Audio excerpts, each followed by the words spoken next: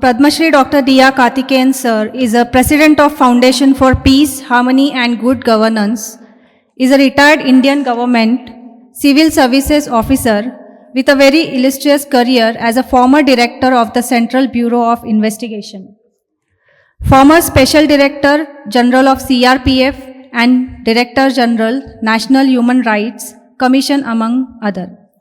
He was awarded the Padma Shri in the year of 2010 for his contribution to the field of Indian civil services. Kaarthikeyan sir is on the board of several non-profit and for-profit organizations as director, trustee, advisor, chairman, and more.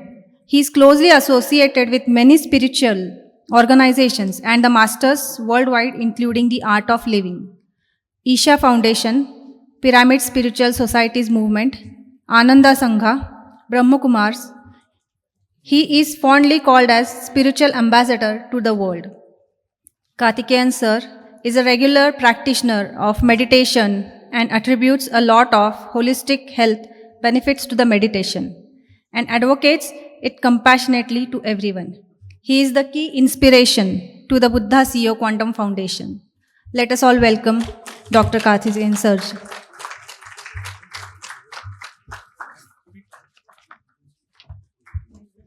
Namaskar. Good morning to all of you, ladies and gentlemen.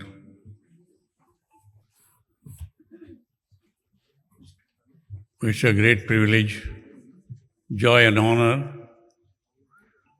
always to be associated with any program of Pyramid Society, Buddha CEO, Quantum Foundation,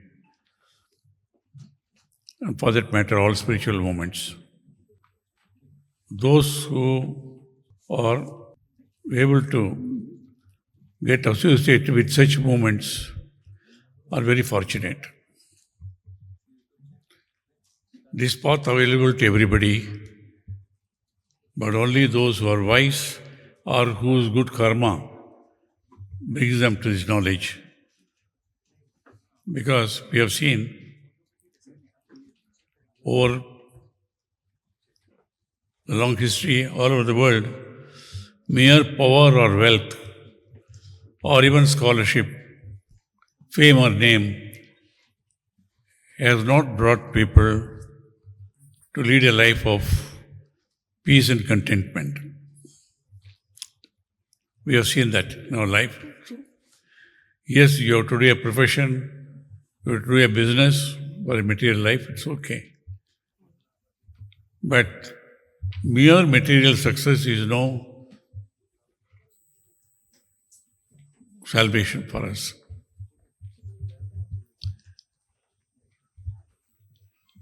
And Hatha Yoga, Yogasana is concerned, this has been going on in India for thousands of years. It is all experienced and propagated by our Rishi Munis, observing nature, observing the birds, animals and all that. The greatest gift of our ancestors to all of us. It belongs to the whole of, it's a gift to all of humanity.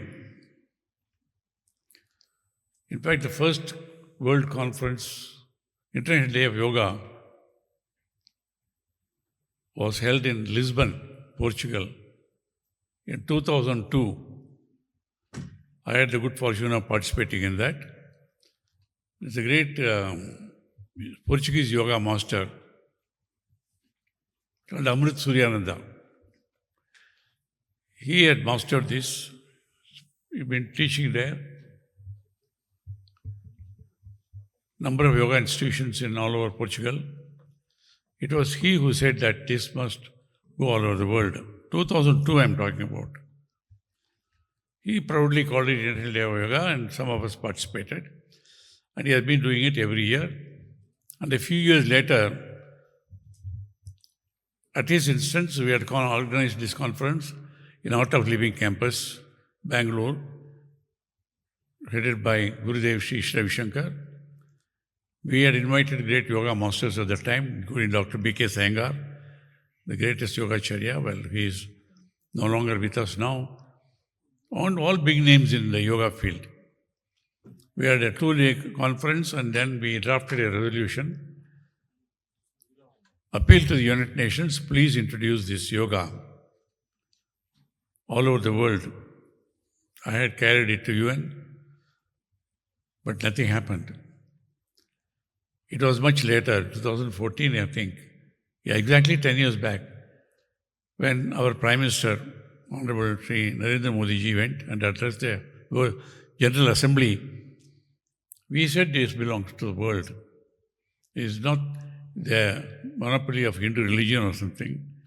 It's a gift of India to humanity for the health of the body, mind and spirit.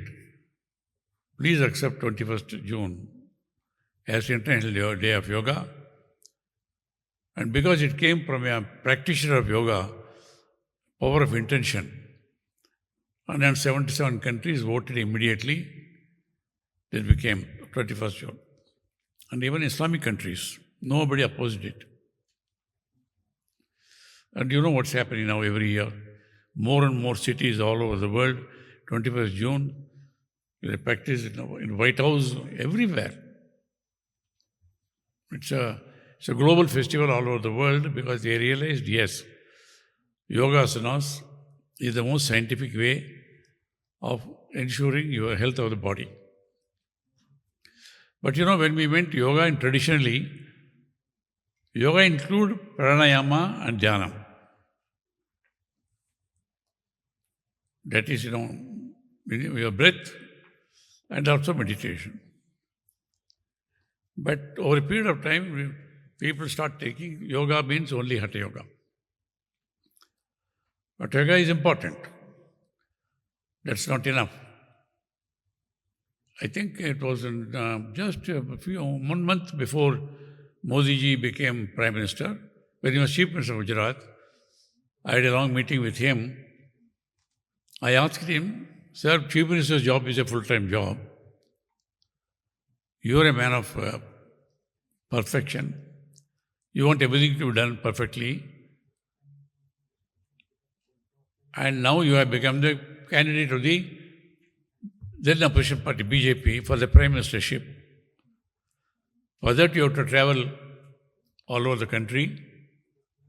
And India is bigger than a continent.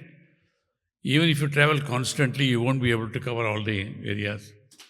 Plus, you are going to be the Chief Minister of Gujarat also. I asked him exactly, where will you find the time and energy to do this? But the reply he gave to me, a number of times I quoted even before he became PM also.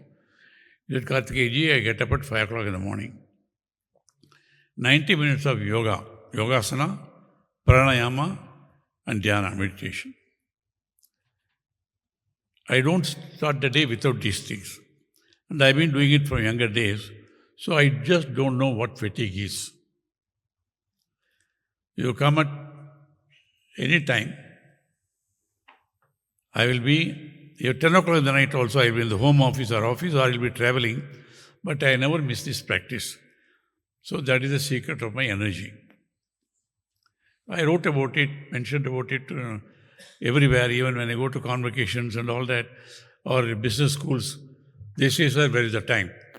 We are kept busy so early morning till late in the night and all that. I said, can any one of us say that we are busier than Mr. Narendra Modi? And even now I say with authority, when he's in Delhi, he's not 90 minutes, he does 2 hours. He's the busiest man in the world, handling the most challenging job. India itself is a very complex country and he is also a global leader, participating in all global conferences, talking to the most powerful people, trying to solve many issues. He does it. In Delhi, he is there. He does it for 2 hours. So none of us have an excuse to say we are busy. Nobody can be busier than him. Okay. Now, but we see with all these things happening, with all the religions, they all have their role to play. Religions, gurus, and many organizations doing so much of good spirituality. Millions of people are on the right path and all that. No doubt about it. And Didi ji, namaste, welcome. Please rise in honor of Didi Krishna Kumar ji, head of the Radha Vaswani mission. Well, who doesn't know the great Vaswani mission? Sadhu Vaswani ji, Dada Vaswani. I had the privilege of having the love and blessings of Dada Vaswani ji number of times, been to their campus. Yesterday, some of you visited the darshan. Those who have not come, you must go and see. One of the landmarks of Pune, you must come and see that. Just to only start with one quote, the embodiment of compassion, kindness, grace, Dada used to be. And even now you can see his presence when you go to the mission and the way the service is being carried on. And particularly the darshan exhibition, I see that. One of the most beautifully done, I would call it a museum, it's a living experience when you go through that now. Yes, one quote of there are so many things, He said, if you want to be happy, make others happy. Simplest thing. If you want to be happy, make others happy. That's the way both Sadhu and Dada lived, and the mission is still being conducted under the leadership of Didi ji here. She is here. Didi, you are most welcome. We are very grateful to you for coming time. So coming back to what I was talking to you, yes, Yogasana gave, yes, no doubt. If you practice yoga, now, I have gone through so many things, So because of the compulsions of my office in various places abroad here, I went for some time on tennis and badminton and squash and even golf and of course swimming, walking, everything. So my commitment to practice of yoga itself has got diluted actually. But if you ask me, of course we don't have the opportunity to live again. I would say I should have stuck only to yoga. It would have been for better health because yoga gives not only strength, it's flexibility, health. Mentioned to you, then the importance of meditation went back. Okay. The world doesn't know much. Now, of course, see, the new pandemic is stress, depression, everywhere. Quoting one of our great masters who travels around the world, is that 60% of the doctors in America are suffering from depression section. They need counseling. So for that, we had the first regional conference in Delhi, organized by Mr. Chandra and his team with the CEO Foundation. At the end of the 2-day session, we said, it's not enough few people doing meditation. Not going to help because the world is in turmoil. The future is bleak. Global warming. Glaciers are melting. Islands are going to be submerged. You can't stop it now. Island nations. And according to even coastal cities are going to be flooded. So, yes, governments are doing their best. Courts are there, laws are there, police is there, punishmentary jails, all is there. But with all that we know very well, we are not even touching the fringe of the problem. In fact, I have evidence to say that things are getting worse. More comforts, technology has brought us, whole world has been reduced into a village, a family, but so much of tension within the family also. Even the love marriages, within 6 months we see so many cases in the courts now. And then, the tradition of respecting the elders, Mata, Pita, Guru, Deva and all that. They gave their sweat and blood, they bring us up. But the children, when they grow up, very often, I don't say everywhere, you see them, they're forgetting, they neither love nor gratitude. So they don't care for them, they neglect them. Wherever possible, they put them in old age homes. And the children, what about what's happening? You know very well, addiction. Alcoholism, it's only for adults. Today, the school children are affected. I don't want to mention the states, I go around and see people are worried. What's happening? And villages, you don't have people to work for farms today because so many freebies are given. It's okay. It's a government duty, social welfare. And the alcohol, shops are open everywhere. On ground, they say people are used to it, you can't stop it. Other hand, they want money. Several thousands of crores they get out of the tax or out of the earnings of the poor people. So they go and work hard. No longer, in my days, I'm from a farming family. Morning to evening, people used to work in the farm. With a break in lunch. Today, they don't go at morning. It's a tea break, and 2 o'clock they all go. They don't go home, most of them, unfortunately. They go to the liquor shops, either drink or carry it home. I asked the doctors, if so many people drinking, you must be having a good practice. They said, no, they don't live long. 40, 50 years, they don't have enough strength to work in the farm now. And then get drunk, what happens? What happens to the family? They get drunk, they become crazy, beat up the women, children, and most of the children are being brought by the women now, ultimately, because the husbands are no more, or they are not capable of working. Addictions, becoming pandemic.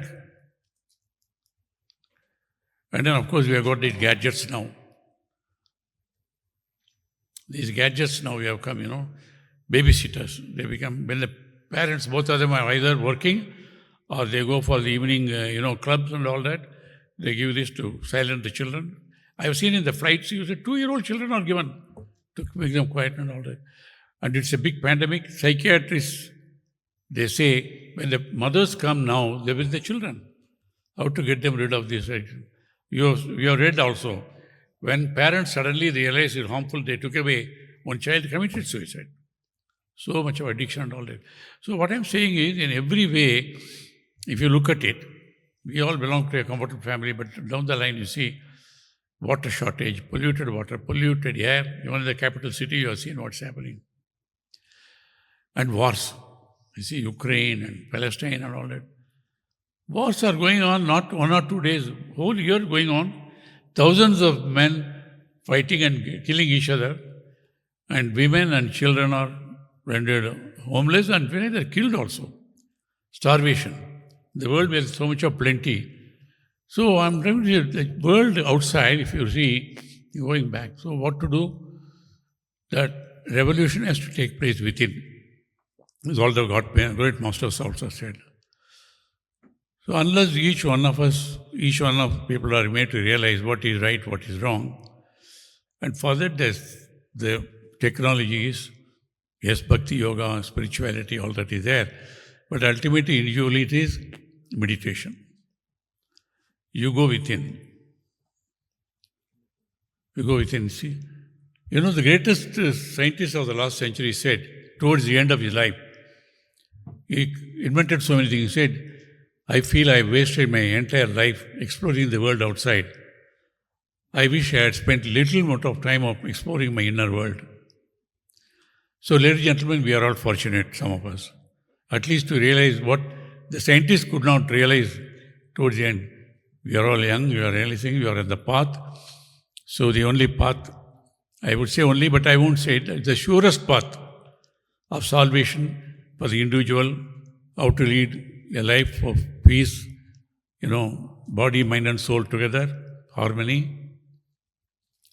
Then how to lead a harmonious family, how to bring up the children in the ethical way, how to take care of the elders, how to take care of the environment.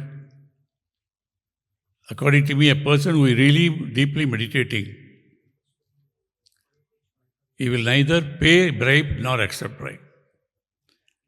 And the children, when they do it, they'll tell their parents, don't do wrong things. So this is surest technology is meditation, we decided. So we passed a resolution. Then I have done some little bit of research now.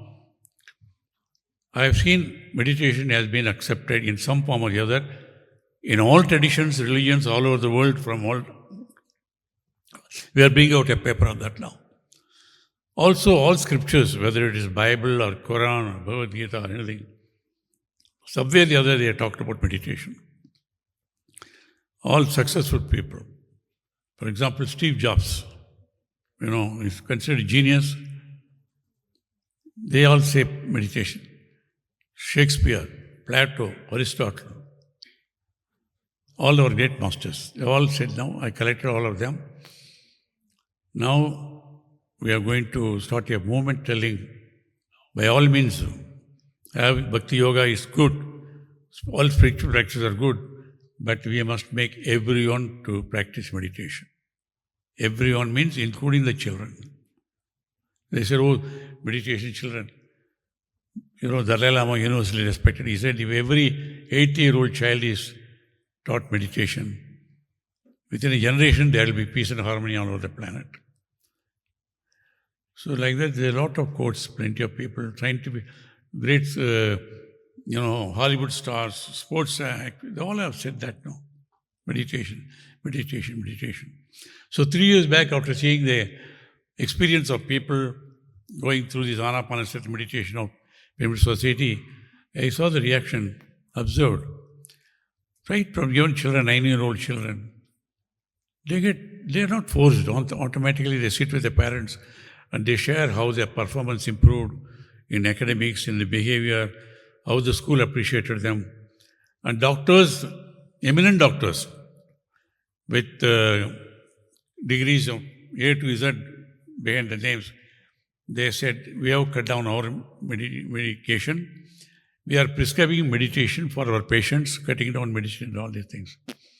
So in all way, I am totally convinced that it is only way of saving humanity from self-destruction, saving Mother Earth from, what's happening today and all these things. So we are preparing a paper shortly. We will be sending it to the Prime Minister and all over the world. He asked me, how can it is possible? So I always remember Mother Teresa.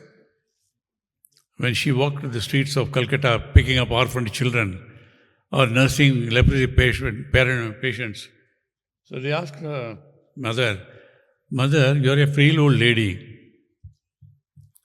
How many people you can do? The problem is so big.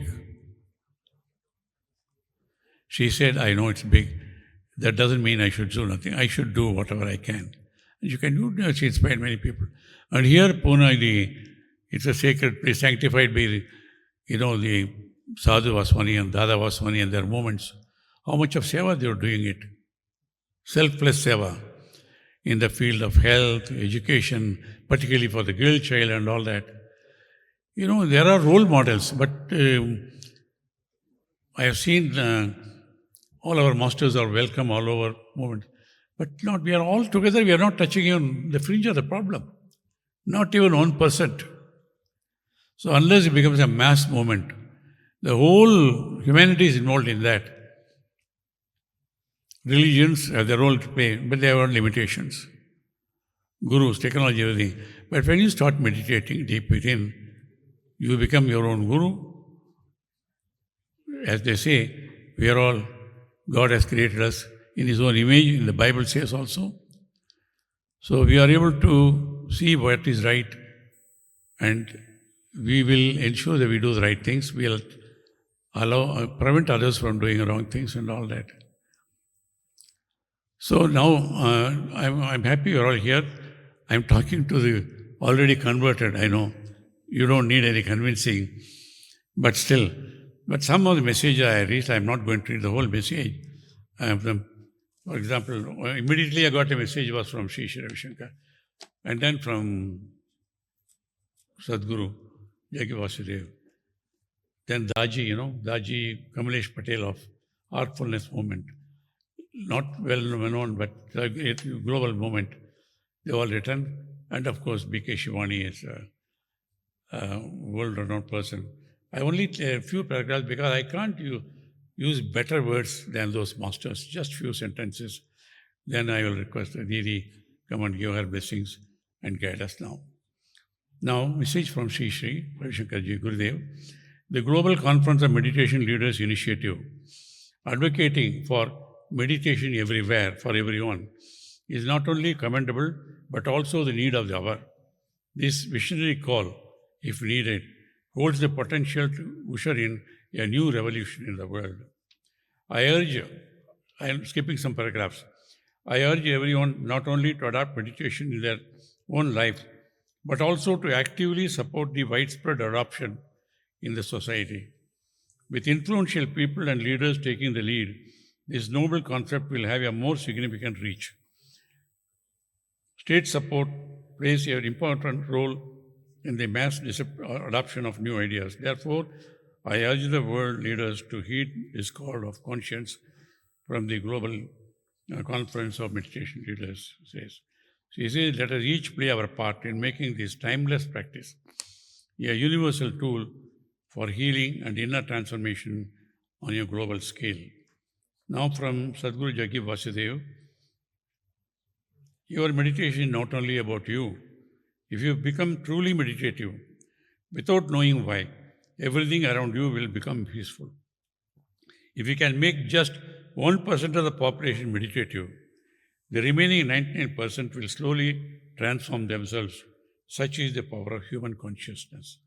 The purpose of meditation is to create the necessary inner ambience for you to live in joy, peace, and in turn unfold your genius. If you exist here only for your body and mind, suffering is inevitable. Meditation means to go beyond the limitations of your body and mind and knows freedom. That is Sadhguru Jaggi Vasudev Padma Bhushan. Now coming to a long message from Dadiji, but I will just give two messages. The remedy must therefore, when meditation becomes a daily habit, this is Daji. It shows that we have started caring for our minds and maintaining their good working order. Just as we care for our body by feeding it, keeping it clean, exercising and resting, we can feed, clean, exercise, and rest the mind through meditative practices. We also remove the root causes of violence, hatred, greed, apathy, injustice, and selfishness from our systems and open our hearts so that love flows into us and out from us, creating a world of peace, compassion, and kindness. And it is a crucial step towards achieving world peace. Now, a few words from Sister B.K. Shivani, a long message. Ever since the International Day of Yoga was inaugurated in 2015, there has been a remarkable increase in the acceptance and practice of yoga. But it was primarily on Hatha Yoga. Today, our society is facing physical health crisis, mental health challenges, relationship within the families, societal conflicts, inequality, violence, and environmental degradation. Meditation comes from the word mederi, which means to heal. So it has to be the potential to address and solve a wide range of problems. She has written quite a lot about various things like holistic wellness, boosted physical immunity, mind-body energy, hormonal balance, physical pain management, emotional pain management, fostering strong relationships, overcoming addictions, combating abuse and lust, countering corruption and crime, mental health support, enhanced self-awareness, increased focus and concentration, accurate discernment and decision-making, emotional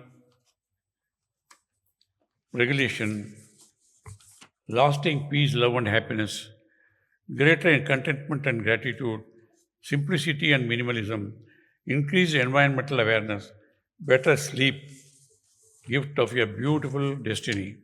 Meditation empowers the mind to think right in every situation. When our thoughts are pure, our words, actions and behaviors will also be benevolent. Our right karmas have paved the way for a beautiful destiny. The last para, meditation is no longer an option. I want to say that it is no longer an option. There is no other way, surest way of transforming from individual consciousness to societal consciousness to a global consciousness now. Meditation is no longer an option, but has transcended into a necessity today. Integrating it into our lifestyle equips us with valuable life skills that are essential for success in various aspects of life, including personal development, relationship, and work. It is indeed to introduce meditative practices right from the school curriculum so that each child grows up understanding that meditation is not an act of doing. Meditative mindset is a way of living. This one. So now I'm sure all of us are convinced, but how to make it happen? So it is the job of each one of us now to spread it to as many as possible. That's our duty. Because, we are fortunate to be born in, with good parents guiding us, coming to the path, great masters. In this moment, Patriji, we are an ordinary family man. After first day of Vipassana, he raised the value of this breath-based meditation, simplified it, perfected it, went from home to home, village to village, all over the country. In fact, many countries, he is a simple man. I know he doesn't carry a rupee in his pocket. Always somebody supporting him and all that. And his vision is first Dhyan Andhra Pradesh, then Dhyan Bharat, now Dhyan Jagat. I used to wonder, this man, what is he thinking? But he has been able to create so many hundreds of masters, and pyramids. So many pyramids, thousands of pyramids have been done. It become a way of life. Popular around the world, many of these disciples, whom they call masters, they carry his mission, fulfilling his vision, spreading the message to thousands and thousands of people. One of those branches is here, Buddha CEO Fountain Foundation, headed by Chandrasekhar and every supporter of his wife Vani, and they are very committed team of young professionals here, giving up their own prosperous future, but the satisfaction is transforming people.